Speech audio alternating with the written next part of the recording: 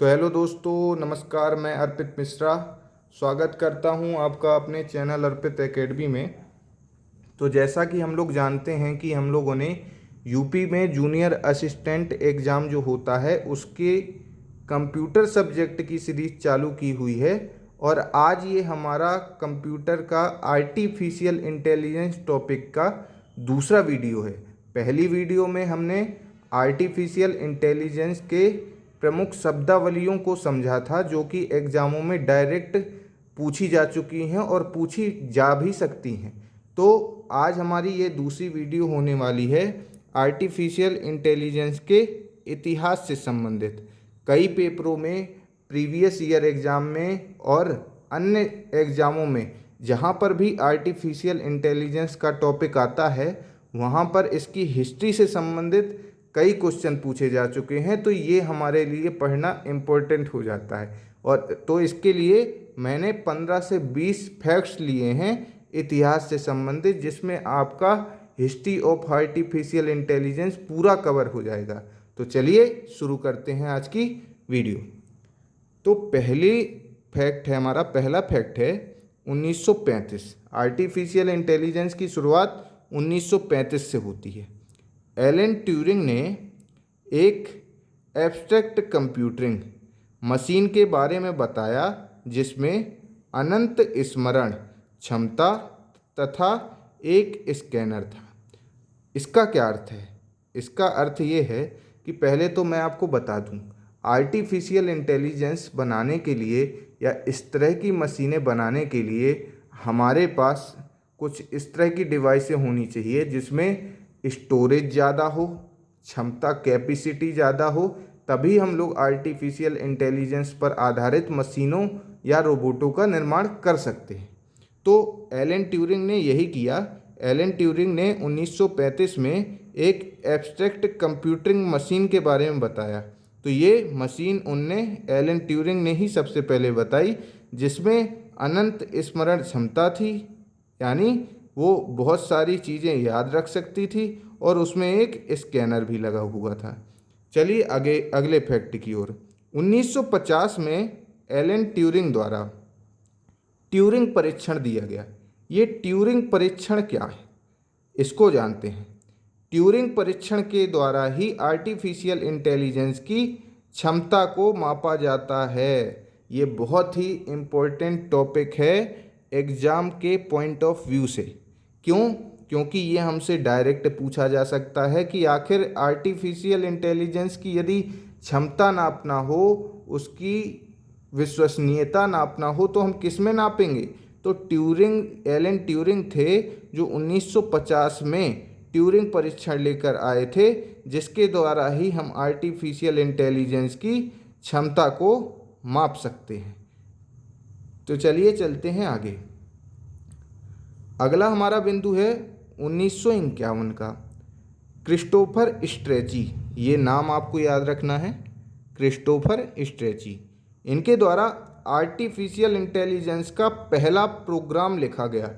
अब आप लोग समझ सकते हैं कि ये कितना इम्पोर्टेंट है। आपसे डायरेक्ट क्वेश्चन पूछा जा सकता है कि आर्टिफिशियल इंटेलिजेंस का पहला प्रोग्राम किनके द्वारा दिया गया और कब दिया गया।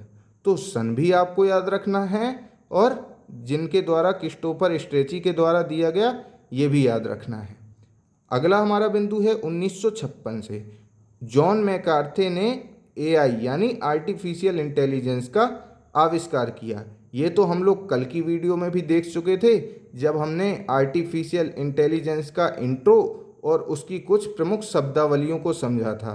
तो ये हम जानते हैं कि 1956 में जॉन मैकार्थी ने आर्टिफिशियल इंटेलिजेंस का आविष्कार किया। अगला हमारा बिंदु है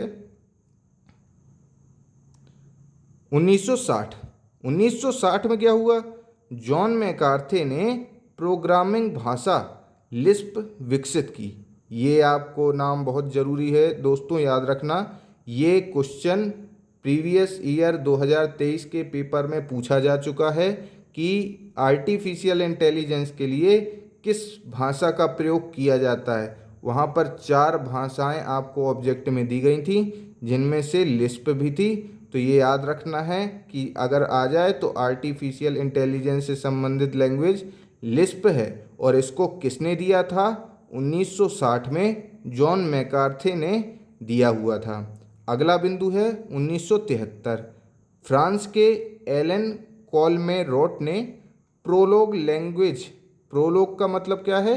PRO से हो जाएगा प्रोग्रामिंग और LOG से हो जाएगा लैंग्वेज। तो प्रोग्रामिंग लैंग्वेज किसने विकसित की? ये आपसे डायरेक्ट पूछा जा सकता है। तो ये हमें नाम याद होना चाहिए कि एलन कॉलमेरोट ने 1973 में प्रोलोग लैंग्वेज यानी प्रोग्रामिंग लैंग्वेज को विकसित किया था। तो चलिए चलते हैं आगे। 1973 में एडिनबर्ग यूनिवर्सिटी की असेंबली रोबोटिक्स समूह ने, ये एक समूह का नाम है बच्चों, एडिनबर्ग यूनिवर्सिटी की असेंबली रोबोटिक्स समूह ने एडिनबर्ग स्कॉटिश रोबोट फ्रेडी, ये डायरेक्ट क्वेश्चन आपसे पूछा जा सकता है कि फ्रेडी नामक रोबोट किस समूह के द्वारा बनाया गया और कब बनाया गया? तो याद रखना है 1973 को एडिनबर्ग स्कॉटिश रोबोट फ्रेडी का निर्माण किया गया। चलते हैं अगले फैक्ट की ओर। 1981 में क्या हुआ? 1981 में जापान सबसे पहला देश था जिसने आर्टिफिशियल इंटेलिजेंस के लिए 5th जनरेशन नामक योजना की शुरुआत की। ये 5th जनरेशन एक योजना का नाम है जो कि आर्टिफिशियल इंटेलिजेंस पर जापान सबसे पहले लेकर आया था। तो ये पूछा जा सकता है कि 5th जनरेशन किसके द्वारा और कब दी गई? तो कुछ सन ये जो है बच्चों, सन भी बहुत इम्पोर्टेंट है और आपसे प्रीवियस ईयर या अन्य एग्जामों में पूछी भी जा चुकी हैं। चलते हैं अगले फैक्ट की ओर। अगला है हमारा LV। ये क्या है? ब्रिटेन ने आर्टिफिशियल इंटेलिजेंस के लिए LV नामक प्रोजेक्ट बनाया। ये LV प्रोजेक्ट का नाम है। तो इसमें केवल ये पूछा जा सकता है कि ये जो LV है, LV ये किसके द्वारा दिया गया? तो ये ब्रिटेन के द्वारा दिया गया। इसमें आपसे केवल देश ही पूछा जा सकता है। तो LV ब्रिटेन, ब्रिटेन LV, इस तरह से आपको याद कर लेना है। अगला है एस्प्रिट। एस्प्रिट, यूरोपीय संघ के देशों ने भी एस्प्रिट कार्यक्रम की शुरुआत की। तो इसमें भी आपको यूरोपीय संघ ये याद रख लेना है कि यूरोपीय संघ एस्प्रिट से संबंधित है। तो अगले पॉइंट की तरफ बढ़ते हैं। अगला हमारा पॉइंट है 1983। निजी संस्थानों द्वारा आर्टिफिशियल इंटेलिजेंस के लिए MECT ये लाया गया। किनके द्वारा? कुछ निजी संस्थाएं थीं, उनके द्वारा आर्टिफिशियल इंटेलिजेंस के लिए MECT लाया गया। हम लोगों से एग्जाम में MECT का फुल फॉर्म पूछा जा सकता है। तो क्या है इसका full form? Micro electronics and computer technology. इसको हम लोग याद रखेंगे। अगला हमारा फैक्ट है 1990। डॉक्टर सिंथिया ब्रेजेल ने किस्मेट नाम का एक भावनात्मक रोबोट बनाया। ये किस्मेट रोबोट किसने बनाया? डॉक्टर सिंथिया ब्रेजेल ने। ये हम लोगों को याद रखना है। और ये किस तरह का रोबोट था? ये भावनात्मक रोबोट था, यानी इसमें भावनाएं थीं, सोचने समझने की शक्ति थी और निर्णय लेने की भी शक्ति थी, इसलिए इसे एक भावनात्मक रोबोट कहा गया। चलिए चलते हैं अगले बिंदु की ओर। 1997 में IBM यानी इंटरनेशनल बिजनेस मशीन द्वारा निर्मित AI कंप्यूटर डीप ब्लू, इसका नाम याद रखना है कि ये डीप ब्लू कंप्यूटर किनके द्वारा बनाया गया? IBM कंपनी, जो कि न्यूयॉर्क की एक कंपनी है।